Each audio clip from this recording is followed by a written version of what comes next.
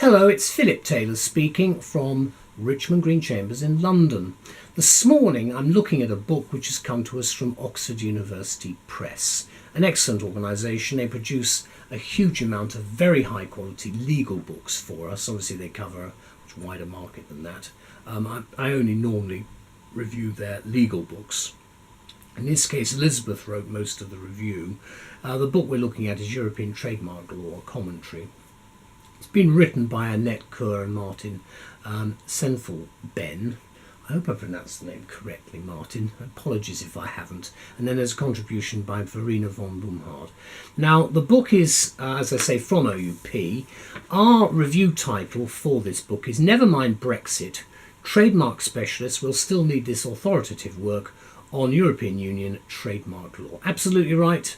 Nothing much is going to change in our areas of activity in the short term. In the long term, of course, there are lots of implications. We may well want to grab a few of the better bits of the laws that we currently have as we start reshaping everything, because there will be an awful lot of reshaping, certainly in the next decade. I mean, I'm recording this in the middle of 2017.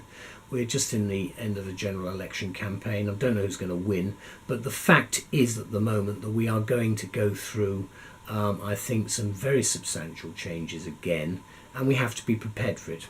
So let's have a look at the book first of all. It's very much the house style of OUP. It's a heavy book, red cover. There we go. There is the spine. There's nothing on the back itself. It's a hardback, lovely paper, very nicely printed. Very much the house style of OUP. You can see the index at the back, the house style. It's paragraph numbering. It's a detailed index as well, which I thought was very helpful. You can see that's the start of it there. Then you've got a detailed bibliography. Very, very useful again for scholars. Highly informative. Then you can see, I'm actually at the back of the book, you can see there's the paragraph numbering and then there's the footnoting. Paragraph numbering in the margins and then the footnoting at the sides there. Now if we go to the front of the book, you can see again at the front, there is the main front page, and then after that you've got details about OUP there, and then you've got the foreword, which is very important. The foreword written by the two main writers, Annette and Martin. The last update of the manuscript was carried out in October 2016, so I'm recording this a little way along the line now. Then there's a summary of the chapter headings with a name of the people who've written the individual chapters. And then you've got, after that, there are 4 parts, and then there are 15 chapters. What you do have then is a much more detailed content section. And then you have the table of cases, which you can see there. These are European cases initially, then they're listed by other country as well. And then you've got the statutes, again the same sort of structure with the statutes. And then you've got a very useful, and this is really important in this area of law, abbreviations. Because trademark law, IP, it does rely on a lot of abbreviating, and you can forget what they mean, so it's very useful to have access to something like that. Even if you're in court, it can be quite easy. You can mention things and suddenly think, what does that mean? And suddenly try to remember what it is actually you're talking about. Mind you, we don't as advocates ever admit that. Now there's part 1, introduction. And then what you've got a nice little chapter, short chapter index at the beginning to tell you, again, you should be able to find what you're looking for. I've always found that very rewarding, because if you're looking, you haven't got a lot of time, you're looking for something, that should point you in the right direction very quickly.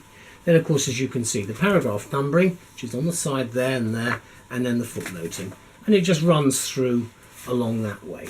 And as I say, it's a big book. It runs to nearly 800 pages, something like that. And it's a very important work, in my view, for trademark law. Now, what do we say? It's new from OUP. It's a thorough and scholarly exposition of trademark law within the European Union, and it was started long before Brexit was even contemplated, and then completed. The book was actually completed 4 or 5 months after the UK's historic decision to leave Europe. Again, that's a year ago almost, and we're now in the middle of 2017 with a general election and about to start the Brexit negotiations in detail in June. Now, again, the quote here is, "We were taken by surprise by the Brexit vote," admit the co-authors, who hail respectively from Munich and Amsterdam, which is probably on their part a magnificent understatement. And it's not the first or the last time we've heard that statement made, I have to say. For what now lies in store for trademark law in the UK context at the time of writing is yet to be revealed, and I'm afraid that is going to be the case with much of the work that I've certainly been involved in, where we do not know what the future landscape is going to look like. However, but trademark lawyers will no doubt be aware that as the wheels of the law grind slowly, it's not just trademark law, there will not be much radical change for some time to come, and that therefore in this book will remain current into the medium term. I'm sure that's right with most of the publications we've got. I think there was a concern everything would change immediately. It's not going to work quite like that. There will be changes, but I think it's going to take a lot longer. It would normally, experience will normally tell you that will be the case. Now, in the writing of and the copious research carried out in the production of this book, the two co-authors cite two basic aims. First is to demonstrate in their words that European trademark law is indeed our one law, in the sense that its core rationales and provisions are congruent and should operate in a synchronized fashion at the national and at the EU level. And to that end, they have quoted a selection of national decisions alongside those of the EU courts to illustrate the interdependence of EU case law and national law from selected EU countries.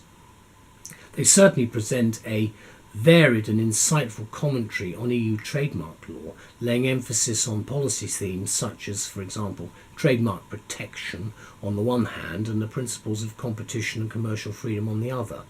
Quote, "We seek to realise the essential objective," they explain, "of rendering a full and accurate picture of European trademark law." Well, I think they do that. Their overall commitment, it would appear, is to illustrate the steady march towards the eventual harmonisation of European Union law. And I think that's perhaps, and without, obviously I've always been and known as a Remainer, but my concern has been that we were trying to get some form of legal harmony. Obviously there's always going to be a difference of opinion, but it could be that we sort of move in other directions again. Whereas if you do have some harmony and some not rigidity so much, but a little bit of stability and agreement, it does at least indicate to the people doing a particular activity that they know that the law is settled. And I think that is always going to be a problem when you have something like Brexit. However, we will wait and see, because harmonisation of EU law has always been a main issue, and it's actually one of the reasons, I think, why quite a lot of people voted to leave, because they didn't want our laws to be interfered with by people on the continent. Now, they did see it that way, but that debate is now gone, so we'll see where we go. But we are, I would hasten to add, in a global society. Now, the thought-provoking introduction to this book includes a chapter on the development and basic features of the European trademark system, followed by 3 sections which cover respectively substantive trademark law, procedural aspects, and finally enforcement. And the book excels furthermore as a research resource with the extensive tables of cases and statutes and an amazingly lengthy bibliography which is at the back. It's almost 30 pages long. Trademark lawyers, we think then, whether UK based or not, should ideally acquire a copy of this first edition, it's the first edition, of a distinguished work of scholarship which, despite the possible or probable repercussions of Brexit, may not be the last. And frankly, I'm pretty certain that this is the beginning of probably a number of editions as we see how the law settles. The publication date is cited as at 2017, although the work was completed certainly in the summer and the autumn of 2016. Here's the book again. It's a heavy book, as I say. It runs to 800 pages. and just opening it in the middle. Absolute grounds for refusal. This is acquisition of rights. There we go. And you see how you've got the structure. The paragraph numbering, obviously the chapter and the part of the chapter. Then you've got the footnoting there and so forth. And then running through specific types of protection in rights which are being conferred. Then just reminding you at the back, right at the back, a splendid bibliography. Well, thank you to Annette and Martin for producing an excellent book, and also I'd like to thank OUP. You make our lives a lot easier by producing these books. It does assist us with the communication of the subject matter to as wide an audience as possible, and I for one am very grateful to OUP in particular for producing this sort of work for us, because otherwise our lives, it would take a lot longer. So I go back a few years and I remember what it was like when there weren't very many books, more books around. So it's really nice to have such a wide variety now to call on. Thank you to all concerned anyway. Bye-bye.